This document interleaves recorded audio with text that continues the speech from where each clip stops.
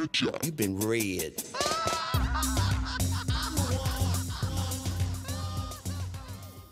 Before we get to the story, please hit the subscribe button as well as the bell icon. It helps me out a lot. Also, check out my Instagram where you'll see pictures of my cosplay, my progress, as well as art not featured on here and is exclusive to Instagram. Also, check out that I have a new merchandise store, all of which is art and done by me. Thank you guys so much, and on to the video. Hello guys, it's VB coming at you with another video, only this time it's different. You see, I was on the Cosplay Amino, which if you aren't on it, I would recommend you go on it just because the community is amazing, and one of the moderators decided to put a post about what to do if you have a con stalker, and I found this post to be very interesting, so I wanted to read it to you as well as give my own advice at the end after I've read what they have. So, let's go. I use the term con stalker very loosely. This can mean anyone from an annoying person who follows you all through the con or an actual stalker. I will cover the more popular and more well-known kinds of con stalkers. Now, we all like to think conventions are fun and safe places, and they are, but they're always a party crasher. They can range from creeps, overexcited fans, the unknown tag-along, and so many more. At cons, I usually see this handled very poorly. Either they try to ignore it passive-aggressive manner, or have someone thrown out. Now, I see getting thrown out as a big deal, which should be left for more like creeps and real stalkers, rather than minor offenses of hanging around and being obnoxious. First, let's cover the minor offenses, such as the unknown tag-along and the overexcited. Number 1. The unknown tag-along. This person usually tags along your group without addressing any of you first. They will sometimes wear a similar cosplay, and they'll just be a fan of the show, anime, movie, and often just follow you or your group around. Usually they will not talk to the group or ramble on about certain topics, however they don't appear to be a threat. They seem like a strange, quirky kind of person. Sometimes they'll ask for your Instagram or Facebook. To this I say, give them one of your social media accounts. Then, if they try to get in touch with you and still have a strange behavior, try to gently call it out. However, if they don't seem to be mature or display proper etiquette, gently cut them off and you won't have to worry about the giant nuclear fallout. Remember, at one point, maybe not long ago, we all struggled to make friends and learn how to develop social skills. Give them time to grow and learn from their mistakes. This is a patient waiting game, and sometimes it is nice to have a guide to help you. But remember, if you start to feel uncomfortable, try to be honest and upfront. Don't worry about hurt feelings. It only hurts if you don't know what you did wrong. Now, my advice for the unknown tag-along. I have something to say about this one. Try saying hello or discuss other things besides the show and movie. Try giving them space. If you note discomfort from any of the party, kindly excuse yourself and try to look for other things to do. I just want to say just about the social media part, you don't actually have to give them one of your social medias.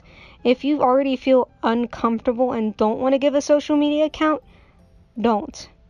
I mean, I know this is trying to be nice to people and stuff like that, but if you don't feel comfortable giving even one out, don't. Just say, oh, I'm sorry, I don't give social media accounts out to strangers. And then try to get to know them more if they want to continue and stuff like that. And if they're nice, sure, give it to them later or something, and if not, But if you don't feel comfortable at all to begin with, to this person you don't know, you really don't have to. Like, that's just me, but I wouldn't give my social media accounts, especially like my Facebook and stuff, to people I don't know. Like, I've even turned down someone like that before in my Junkrat, who I actually ended up finding out later was hitting on me, which I'm oblivious to that kind of stuff, so, but I felt uncomfortable, and I said, I don't give my Facebook out to strangers, and the person asked me for my phone number, and I'm like, I don't give my phone number out to people I don't know. So, like, just don't, if you don't feel comfortable giving it out, just don't give it out in the first place. Yeah, these people might want a guide or something, but they also might be a creep. Really, just go with what you're feeling. This is trying to be nice, but really, I just can't agree with that part. Number 2, the obnoxious fan. This person follows you in your group and doesn't shut up. They constantly brag about how much they know and will never let you talk. This is usually the case when an overexcited fan, when they see your cosplay. They too will ask for your Instagram and Facebook, yes, they will. To this I say, don't. This kind of behavior can, and always will be annoying. Unless you can have an extremely high tolerance for such things, it will be a challenge to try and make a friend with this person. Note, I'm not discrediting any of these disorders. People who do have them or use them as an excuse to abuse and use you. I once was a naive and fell for it myself. This too is to help protect your mental health as well as others. If you have them, please seek professional help and advice. They also claim that they have ADHD, depression, bipolar disorders, or anything like that, but don't display such real characteristics. Instead, have a bad case of being a moody bitch or won't calm the fuck down disorders. I refer to this as BMP and WCFD disorders.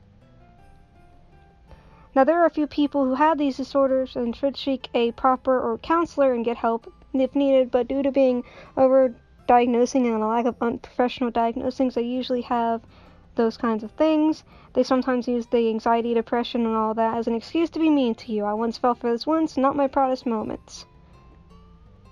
Okay. Also, creepy and nice guys will use these tactics to try and make you stay around. Please don't fall for it. My advice to the obnoxious fan, take a deep breath and let it out slowly. Say simple, I like your cosplay is cool, walk away. If you want a picture, just ask, but remember to remain calm and relaxed. I know the obnoxious fan because I've dealt with that. Specifically, at least the overexcited fan for, Homestuck stuff way back when I was doing Cronus in, I think it was 2014. And honestly, I would rather have an overexcited fan than an obnoxious fan. But these two things seem to be very, very different. And you could tell by my reading I was very confused in how I sounded. Because there's the obnoxious fan who's just very overexcited, very loud, very maybe almost in your face, obsessed with the one specific show and stuff like that. And that's one thing. Then there's another thing about a manipulative fan, which, they try to want to, be your best friend, but they want to, just get in to, get popular with cosplay and shit like that. Really, it's just... And then combining that with the nice guys and nice girls as well is, it's very confusing to combine that all into one specific fan when there's multiple different types of fans. There's the things like I said, the overexcited fan. There's this manipulative, scummy fan. The nice guys and nice girls and the kind that they're talking about with the abusive stuff, I would call just a creep. Those people are creeps. And yeah, the whole simple I like your cosplay thing and walk away. Just walk away and stuff like that. But it's sort of lumped together in that part. But let's get to the next one. The phantom photographer. The phantom photographer are impossible to find and hard to spot. This is up to you and other people around you to note any strange behavior. Photography is a very popular activity at cons. People love to take photos of themselves, other cosplay, and usually always ask for permission. However, there are some party poopers who wish to use it as a creepy stalking tool. How to confront a phantom photographer. If you spot a shady photographer, ask these questions. 1. Do they have a badge on their person? Are they speaking or communicating with the subject? Do they appear to be in a strange spot as if they are trying to hide? Does the subject look like they are posing? Does the subject, not they, does the subject look like they are posing? There's a they in there and it's supposed to be a the. Basically, it's yes or no answers and stuff like that. I think it's pretty obvious from those questions you'd be able to tell who this shady photographer is. We've actually had one of those at Techo at one point, and he got kicked out very quickly because people spotted him going up and down the escalator and getting behind girls with skirts, so he could put his phone near to where their skirts were so he could take undershot and panty shot pictures. So people reported them. So that's really not a lot of con stalker kind of people in this post.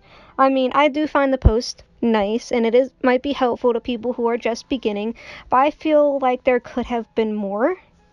Really, just because there's a lot of different kinds of fans and different kind of interactions you're going to have to deal with when going to a convention. It didn't even get into, another subsection of the obnoxious fan, which would be the elitist, the person who like tries to test you on your stuff, especially girls, tries to test you on your knowledge of certain anime and certain things, and will get in your face if you don't know something obscure about the anime you're dressing up as and shit like that, or call you a fake fan, or like shit on your costume because, oh, this is a slightly lighter than the original color, things like that. And it's just like, usually you just shake that off or walk away from them, and if they follow you, yeah, you report them. Like, I know they're trying to say reporting is a big thing that should be kept for bigger creeper stuff, but if somebody's harassing you, and I'm saying this, if somebody is harassing you, if somebody is following you, and you've made it clear that you're uncomfortable, if somebody is insulting you because of a costume and stuff, and you've walked away from them and they are continuing to follow you, that is harassment.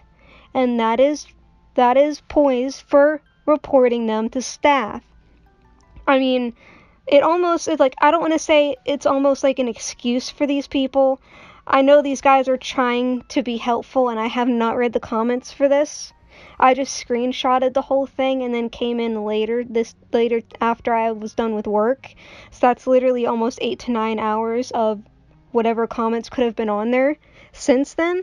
But I just feel like they might be going a bit too light on people, especially when I've seen and dealt with these kind of interactions. And really, when you're uncomfortable and people are like being rude to you, and they continue to be rude to you by following you, that's poised for going to staff. That's point blank. If they continue to follow you after you've just said, I'm done with this, staff harassment.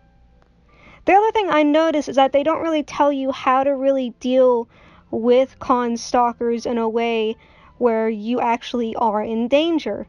Like, one thing I always try to say to people, or at least one thing I always know to do when I'm at a convention, is the buddy system.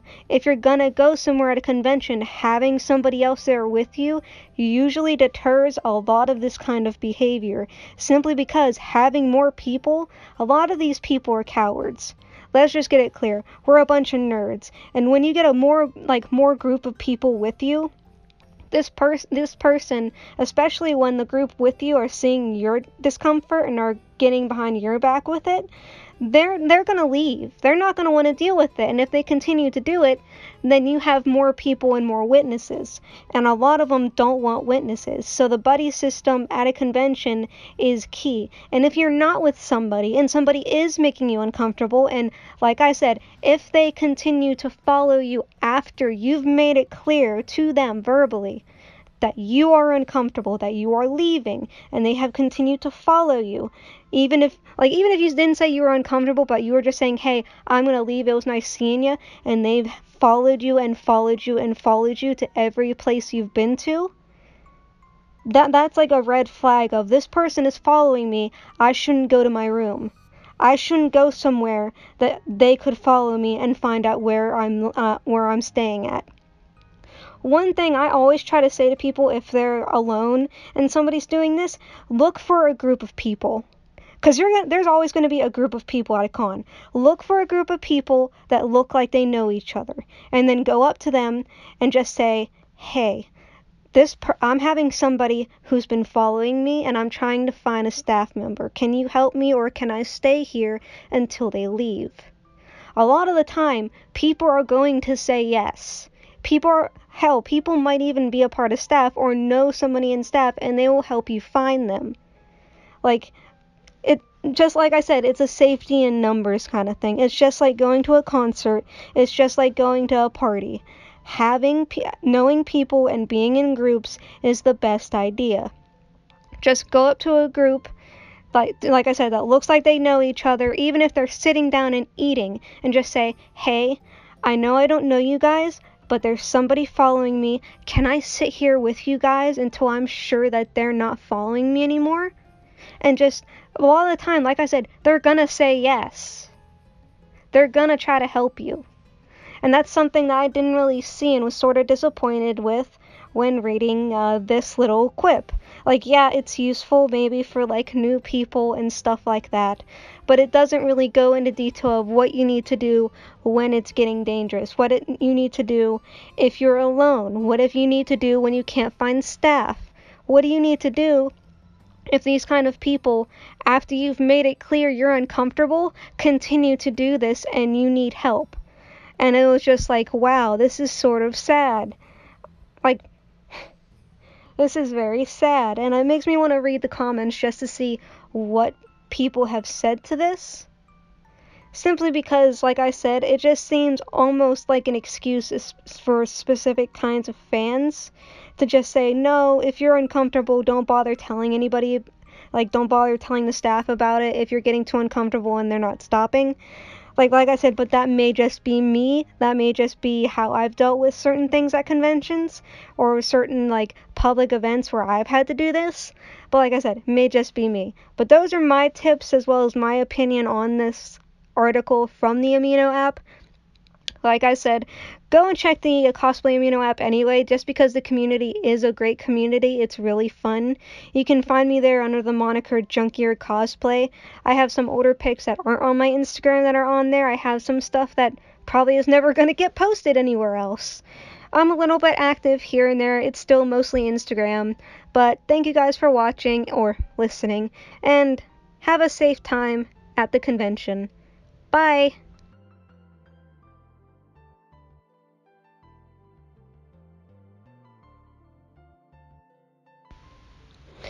Thank you all for watching. You can go and check out the rest of my channel, click for more videos, or check me out on Instagram where I'm a heck of a lot more active, or even send me your own stories via Tumblr. Thank you guys for watching, as I said before, and I'll see you later. Bye!